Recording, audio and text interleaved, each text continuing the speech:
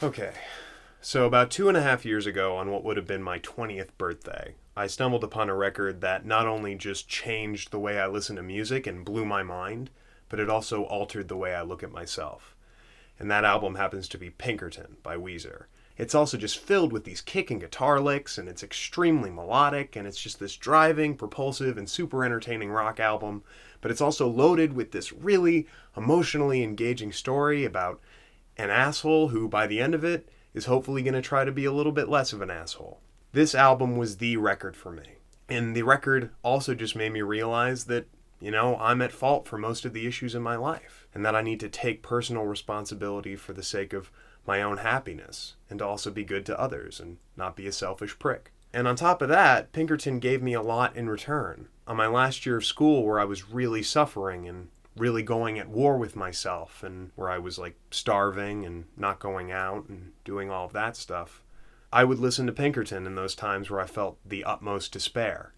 Pinkerton carried me through, and in those moments didn't make me feel lonely. Didn't make me feel lonely at all. It gave me hope. And ever since that time, I've been trying to find records that kind of give me that same feeling of rejuvenation. Like, holy shit feeling. Like, this album by Titus Andronicus. I don't know if you can see it really well. This is a great record. And so I've just been trying to search for records that kind of give me that same feeling, and that one came really close.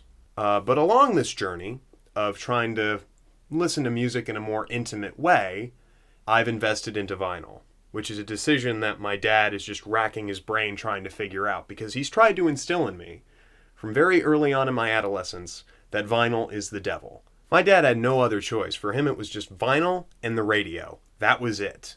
And when eventually cassettes came out, and then CDs, and then MP3 players, he just didn't see the point in pressing anything on wax anymore, especially considering how much of a hassle it can be.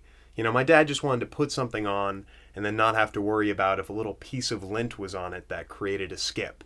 He didn't want to have to even think about doing that stuff. And then as I got older, I just decided to stop listening to him because I'm just getting more deeply involved with music, I suppose. So I decided, hey, I'm going to figure out if vinyl's great by my own accord. I want to discover this for myself. So I went out and I bought a new record player, and I also bought 3 vinyl pressings of albums that I already love. And then the 4th record I got was an old one that I received 3 years ago at a They Might Be Giants show. I got it from John Flansburgh because he was handing out vinyl records at the beginning of the show. This is the one he gave me. This is Burl Ives' album. And this thing was pressed in 1962.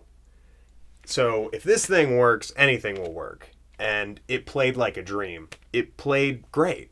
And so I thought, man, anything will work on this record player. And then I put on Plans by Death Cab. It was working really well at the start, and then as soon as it got towards the middle, there were 2 skips on one song alone. And this is a brand new album. It's completely, freshly pressed. It's totally awesome. And it's just and it just completely messed me up. I went from loving vinyl 1 minute to just hating it the next and going why is this way? Oh, this is terrible. I need to fix this solution. So I went online and did my own sort of cleaning research on how to properly clean vinyl. And then I swear to God, the next day you could have found my ass at Home Depot trying to find a drain pipe that would fit at the end of a vacuum, so then I could cut a slit on the drain pipe so, air could come out of it, and then also wrap felt around it so it could go on the surface of a vinyl record. And guess what? I did just that. Look at this thing. There's the slit right there. Look at this. So that's where the air comes in. The felt is there, so you can actually drag this over the surface of a record. So yeah, that's what I did with my Sunday. And even after all of that, guess what? I was able to get rid of one of the skips, but I couldn't get rid of the other one. And I don't know what I'm going to do at this point. I mean, I feel like I've basically inherited a mess, but it's a mess I want to figure out because I love how warm it sounds. All because I just want to listen to my Death Cab album in peace. I am such a freaking hipster. That's all I have to talk about today. I'm just so frustrated with all this vinyl business and how I'm determined to make it work, damn it. I want another friggin' Pinkerton experience, so. Peace out, Blaze.